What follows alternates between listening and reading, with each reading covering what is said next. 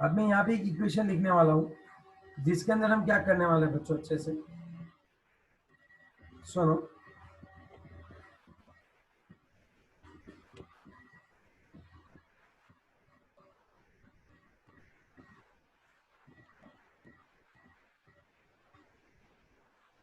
Normality is equal to 1000 into weight of solute divided by equivalent weight into VML।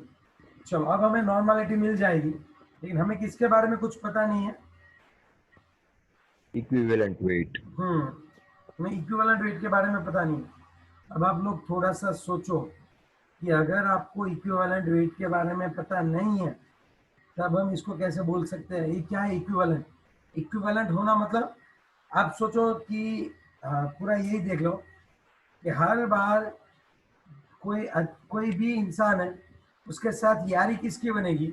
उसके equivalent की ही बनेगी। आप देखना, लाइक डिसॉल्व्स लाइक, अच्छा अच्छा में बिल मतलब जो एक दूसरे के जैसे होते हो एक दूसरे अच्छे से कंबाइन हो सकते हैं। यहाँ पे कुछ ऐसा ही है। इक्विवेलेंट वेट का मतलब ये होता है कि कौन कितना ज्वाइंट हो रहा है। इन शॉर्ट इसका फॉर्मूला मैं बताता हूँ। Equivalent weight is equal to molecular weight divided by N.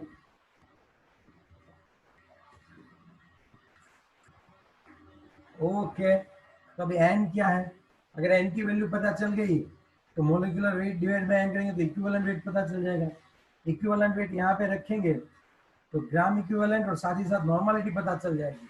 तो आपको एन की वैल्यू चाहिए, समझ रहे हो बात?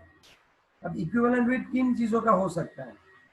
इक्विवेलेंट वेट हो सकता है एसिड का इक्विवेलेंट वेट कितना है, बेस का इक्विवेलेंट वेट कितना है, सॉल्ट का कितना होता है, आयंस का कितना होता है।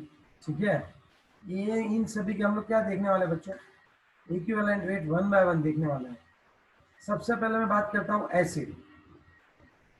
For acid N is equal to basicity, means equivalent weight is equal to molecular weight divided by basicity of that acid। ये नहीं, हाँ ये बात नहीं समझ में आई सर। बेसिसिटी ऑफ एसिड मतलब मैं आपको बताता हूँ, अगर HCl है तो कितने H प्लस रिलीज कर सकता है आप मुझे बताओ।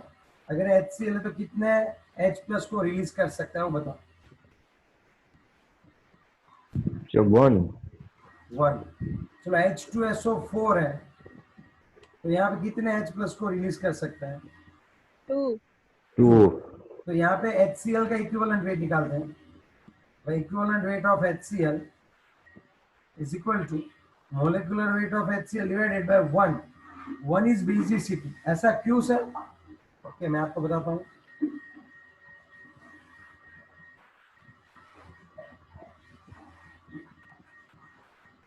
अब थोड़ा सा सोचो कि HCl का 1 मोल है तो सामने 1 मोल NaOH के साथ ही रिएक्ट करेगा, लेकिन अगर H2SO4 है तो सामने 2 मोल ऑफ बेस के साथ रिएक्ट करेगा। ये एक है तो सामने 2 के साथ रिएक्ट करेगा।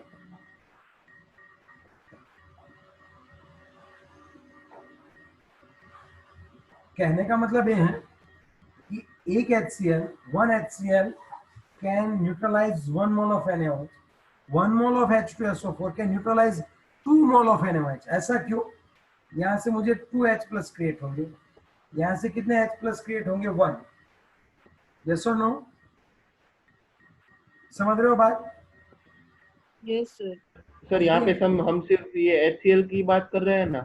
हाँ हम HCl, लेकिन एसिड की बेसिसिटी होती है। मतलब बेसिसिटी मीन्स कि वो कितने बेस को न्यूट्रलाइज कर सकता है। HCl की बेसिसिटी 1 है, इसका मतलब आपका HCl सामने 1 मोल ऑफ NaOH को न्यूट्रलाइज कर सकता है।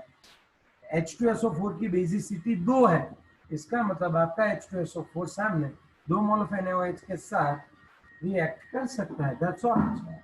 समझे बात? ओके, लेकिन हम तो बात कर रहे थे इक्विवेलेंट वेट की। तो देखो ये एक मोल HCl 1 मोल NaOH के इक्विवेलेंट है, और अपना एक H2SO4 सामने 2 मोल ऑफ NaOH की इक्विवेलेंट है। इक्विवेलेंट मींस कितने को रिएक्ट कर पाता है। अब आप समझ रहे हो मैं क्या बोलना चाह रहा हूँ? चलो सपोज मैं आपको एक चीज बता रहा हूँ, मेरी फाइटिंग हो रही है, चलो भाई पंगा हो गया, दूसरी स्कूल वाले लड़के से लड़ाई झगड़ा हो गया, बात हो गई, वो से बंदा don't सामने, वो थोड़ी सी दिक्कत हो गई थी, वो बंदा सामने है ना 10 बंदों को लेके आ गया। कितना है? सामने 10 बंदे आ गए, और वो खुद, टोटल 10 बंदे आ गए, मोटे पतले छोटे मोटे सब आ गए। अब मैं फाइट करने अकेला जा रहा था, तो मैंने सोचा चलो भाई मुझे कितने ले जाने पड़ेंगे, तो ये अब मैं देखूंगा कि सामने तो 10 है भाई, तो मैं 2 फ्रेंड्स को लेके जा रहा हूँ लड़ाई करने के लिए। हाँ? अब आप मुझे बताओ मेरा एक फ्रेंड कितने के इक्विवेलेंट हो गया? 5. अब फाइव आप के समझ रहे हो पूरी इक्विवेलेंट। बात में क्या बोलना चाह रहा हूँ? Yes, sir. इक्विवेलेंट का मतलब आप समझ रहे हो? मैं फंडा कैसे क्लियर करवा रहा हूँ आपका। ये एक जो है वही अकेला काफी है, 5 के लिए काफी है। मेरा अकेला एक ही बंदा 5 के लिए काफी है, और ये दूसरा बंदा 5 के लिए काफी है। समझ गए आप बात? फिर ये ना हो कि आप पीट के आ जाओ फॉर्म में गलत, अगर इक्विवेलेंट वेट गलत लगा दिया तो पीट के वापस आ जाओगे। समझे बात? कि नहीं समझे? हाँ सर समझ गए। तो यही कुछ ऐसा ही कुछ यहाँ पे है भाई। ओके, तो यहाँ पे हम फाइटिंग वाला देखेंगे। अरे नहीं रे, तो हम ये देखने वाले हैं,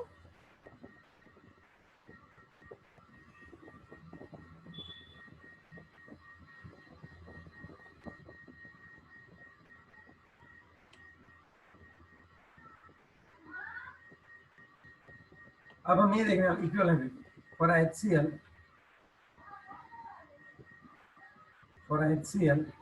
equivalent weight is equal to molecular weight divided by n की जगह यहाँ पे 1 आएगा। चलो मोलिकुलर वेट कितना होता है HCl का? 36.5. डिवाइडेड बाय 1, कितना आ गया? 36.5 ग्राम। चलो भाई HCl का इक्विवेलेंट वेट मिल गया 36.5 ग्राम। चलो हो गया ये।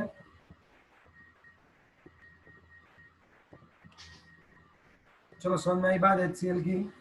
चलो H2SO4 लेते हैं। और sir H2SO, one क्या क्यों एक H प्लस क्रिएट कर रहा है का ये? mass हाँ क्या? नीचे वन divided क्यों? by 1 किया हाँ तो हाइड्रोजन का एटॉमिक मास नहीं, यहाँ पे कितने H क्रिएट किए, वो मैंने कोई मास मास नहीं लिखा है, यहाँ पे N है। N is the number of H plus which can be released. Okay H plus ये भी नहीं होता है हाइड्रोजन कितने के, सिखाता हूँ भाई स्टेप बाय स्टेप। चलो H2SO4 में क्या आएगा? मोलिकुलर वेट में कितना आएगा बताओ H2SO4 में? मोलिकुलर वेट डिवाइडेड बाय कितना आएगा बताओ? 2 आएगा। 2 आएगा ना। तो अब मुझे अच्छे से बताओ मोलिकुलर वेट कितना होता है H2SO4 का?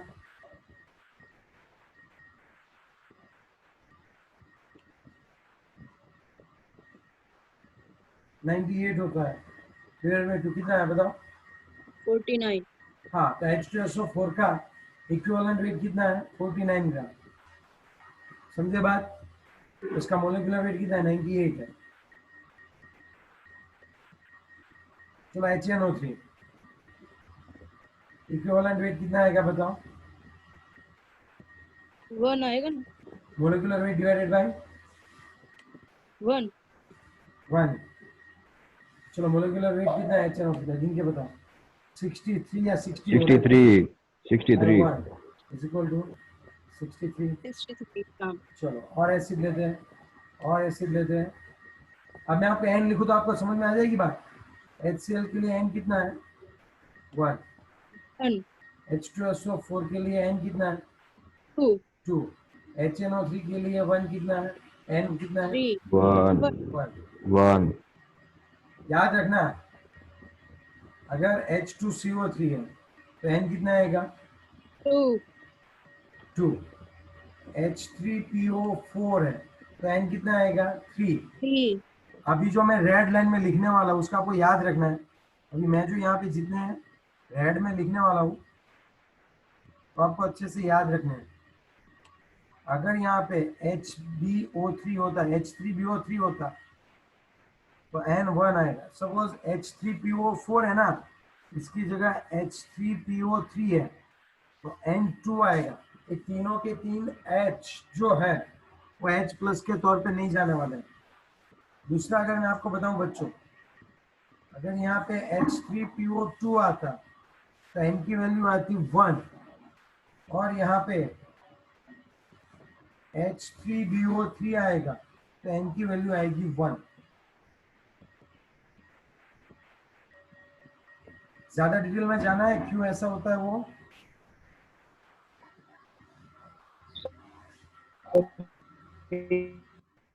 देखो मैं ये पहले H3PO4 लिखने दो, बाद में डिटेल में जाएंगे। बाकी ठीक रह है, जाए तो आप फटाफट स्क्रीन खत्म डिलीट कर दो तो। ठीक है, चल लिख लो।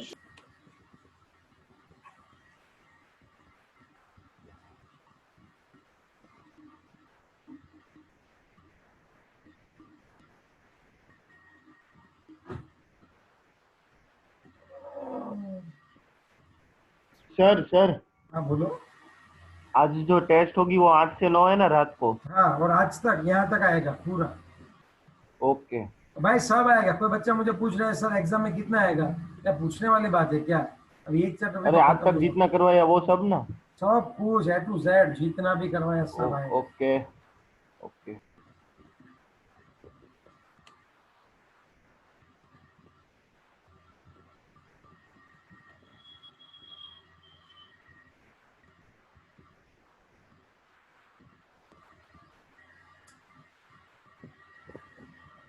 सर आपसे अब की आपकी टेस्ट हमेशा थर्सडे को ही होगी ना?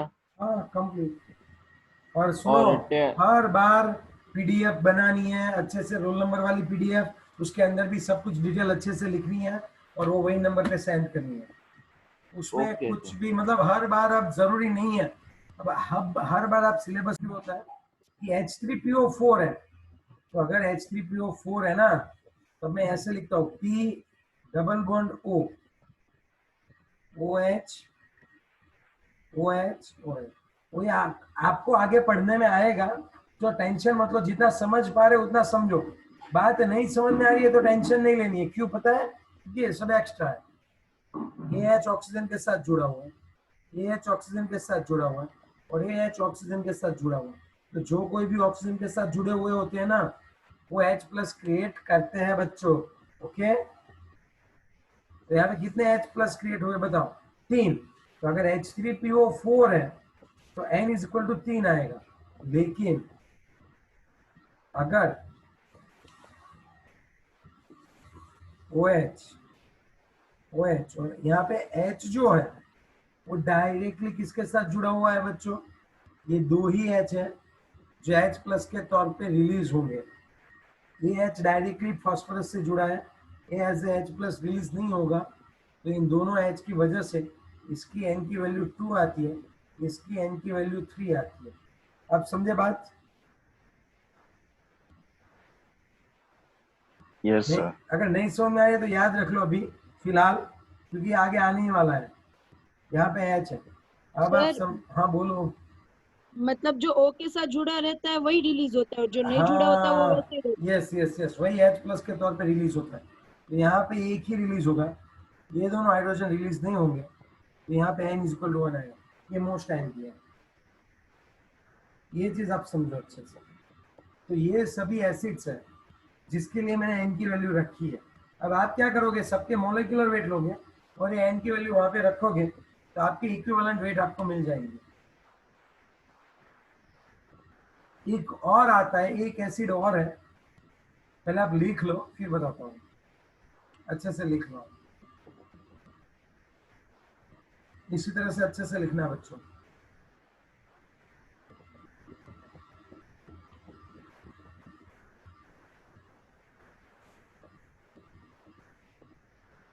सर तो आज जूम मीटिंग पे वापस ज्वाइन नहीं होना है ना शाम को? नहीं शाम को नहीं ज्वाइन होना है कि वो तो आपको करना है तो आप तब भी चोरी तो कर ही लोगे। मुझे लगे आप स्क्रीन क्या और देख रहे हो, स्क्रीन में सब खुला हुआ है तो क्या करें बताओ? समझे?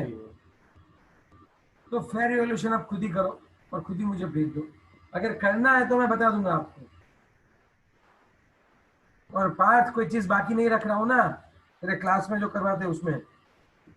नहीं नहीं सर। No, sir, no. बाकी रह जाए तो बोल देना, बेफिक्र करवा दूंगा। ओके चलो।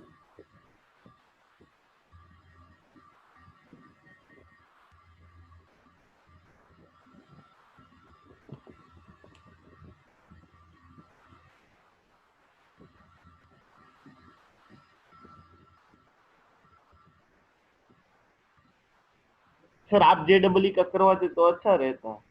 मस्का पार्टी बंद कर। सच में सर, मजाक नहीं कर रहा हूँ। अरे वो सर भी बहुत बढ़िया है, मस्त पढ़ाते हैं वो सर भी, मैं मुझसे भी अच्छा पढ़ाते हैं, टेंशन मत ले। चलो नेक्स्ट वन। आज के लिए इतना रखते हैं, थोड़ा फेड अप हो गए, क्या बोलते हो? Yes sir. हाँ सर, yes. अरे थैंक यू सर। ओके चलो बाय।